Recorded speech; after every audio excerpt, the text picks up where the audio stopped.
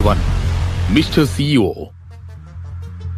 అది 2500వ సంవత్సరం.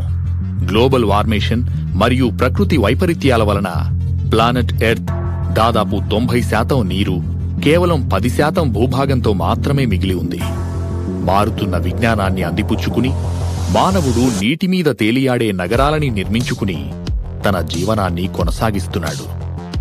టెక్నాలజీ ఎంతలా అభివృద్ధి చెందింది అంటే ఆకాశంలో ఎగిరే కార్లు, గంటకి 1000 కిలోమీటర్ల వేగంతో ప్రయాణించే బుల్లెట్ ట్రైన్లు, మనిషికి సంబంధించిన అన్ని పనులు చేసిపెట్టే హ్యూమనాయిడ్స్ అంటే రోబోలు, ఇలా చెప్పుకుంటూ పోతే మనిషి అన్ని రంగాలలోనూ ఎంతో పురోగతిని సాధించాడు.